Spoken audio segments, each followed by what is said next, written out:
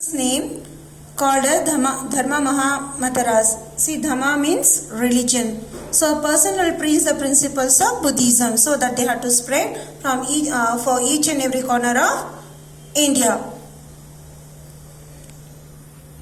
He installed inscriptions across the kingdom to preach the messages of Buddhism, that is Ashoka.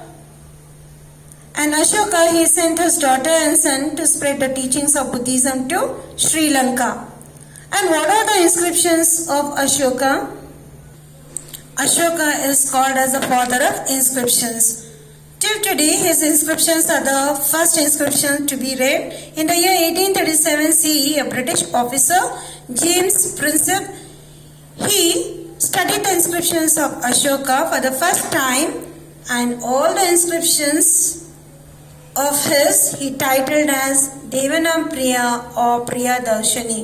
And after him, one more British engineer, even he studied the inscription of Ashoka. He was called Charles Bidden at a place called Musky of Raichur. In the year 1915, the inscriptions which were narrated by Ashoka and the title given by James Prinsep, Devanam Priya and Priya Darshani, Ashoka reference appears. That was the first time it was decided that Devanam Priya and Priya Darshani both are same inscriptions.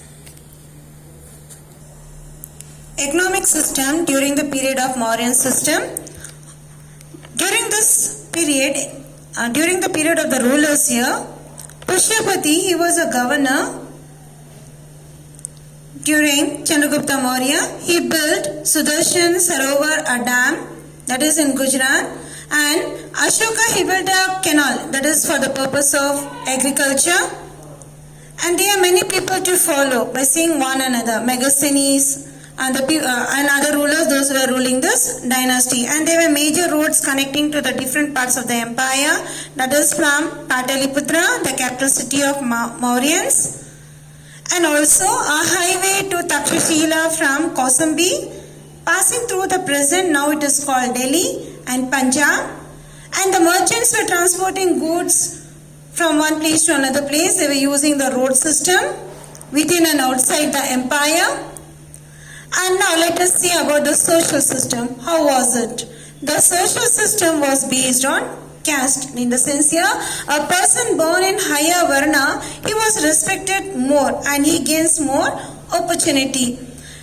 Brahmana and the Kshatriya could interchange their status, but not to other two group of people. And the society was divided into four varnas, namely Brahmana, Kshatriyas, Vaishya and Shudra. And there are many castes that we can see and that we see now in present. The Buddhist source which confirmed the existence of the caste here were less given importance during that time. The caste system had started assuming rigidity during the Mauryan period itself, and here Indica does not record the existence of slaves and dasa. They were not given a priority for the slaves and dasa in Mauryan society. Slavery was commonly practiced in the Mauryan Empire. And next let us study about the administrative system, how the administrative system was.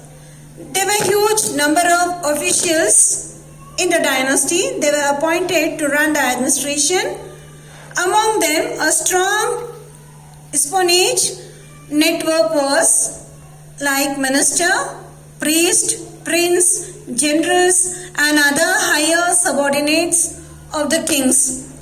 The empire was divided into provinces. They were ruled by princes and relatives. Takshashila, Ujjain, Dauli, Suvarnagiri and Girnar. These are the important regional administrative centers of Mauryan Empire. And among them, an official like Rujuka, he was a justice officer, he gives the justice for the people. Yukta, information recording, he records the information. And there were many more. And art and architecture. How was the art and architecture during Mauryan dynasties? Megasthenes, he composed a book called Indica that record the grandeur of the Mauryan palace that is called Pataliputra, and he gave a very beautiful description on Pataliputra. It is situated in Patna. Now it's called Patna. Pataliputra, this have found during the excavation in the period of Ashoka. There are many stupas, pillars, and among all the stupas that are found, Sanchi Stupa, this is one of the biggest stupa, and you can observe a national emblem with four-headed lion that is taken from the Ashoka pillar of Sarnath.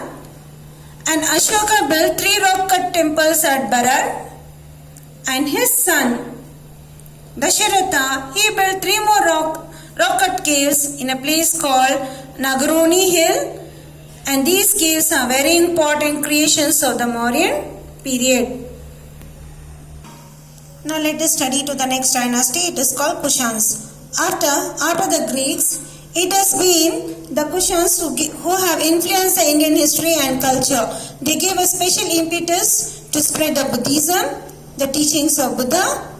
Mahayana sect, it received a greater encouragement under the patronage that is called a Gandhara culture. So here in this Kushans, the important dynasty that is called the Mauryan dynasty, and the Kushans here, they were basically from nomadic tribe which had migrated to India from a place Central Asia. They were the progeny of Yuchi, the Sakas, the Parathines, and other foreign communities that they settled down in northwestern part of India. The Kushanas, they defeated a tribe group of people called Sakas and the Parathines, and they settled down in a region called Gandhara. Who was the founder of this Kushana dynasty? The founder of the Kushana dynasty was called Kujula Kadphises, and one more, Vimuktadphises and Kanishka. They are the kings of this dynasty to rule. The Yuchis, they are basically tribal, means nomadic people. The Yuchi, they are the factions to become united among the leadership of, they wanted to be the leaders of a ruler. He is called Kujula Kadphises. He crossed the range called Hindu Kush, and he settled down in Kabul and Kashmir, and from there he started to begin his ruling. During the time of Vimukha Kadphises, gold coins were brought up in circulation. He introduced the gold coins, and they also minted the gold coins and copper coins. And after Kujula Kadphises, one more important ruler, he was called Kanishka. He came to power to rule this dynasty. First was Kujula Kadphises, second Vimukha Kadphises, third Kanishka. So he started to rule the Kushana dynasty. He expanded his dynasty in a very great extent. He established his rule in 78 Common Era, and that era was called Saka era during the period of Kanishka. Kanishka, he spread up to Sanchi, that is to the south, and Banaras in the east. And this kingdom included Central Asia, and Purushapura was the capital city of Kushans. Mathura was another significant town during the period of Kushana. And what was the patronage of this Kushana? The patronage was given by Kanishka, Buddhism. They followed the teachings of Buddhism, and we get to see many Buddhist scholars like Ashwagosha, Vasumitra, Sangaraksha during the rulingship of Kanishka here. And the 4th Buddhist conference that took place in Kashmir under the leadership of Kanishka, like Ashoka the Great. Even today, even he sent his mission to Central Asia and China. As Ashoka, he sent his missionaries. Like we studied the Dhamma, in the sense here, he preached the teachings of Buddhism. So same, even this Kanishka, he sent his group of people to each and every corner of India and to the other foreign nations here to spread the teaching of Buddha. Central Asia and China to spread the teachings of Buddhism. During his reign, art and architecture also got encouraged. Thank you, children.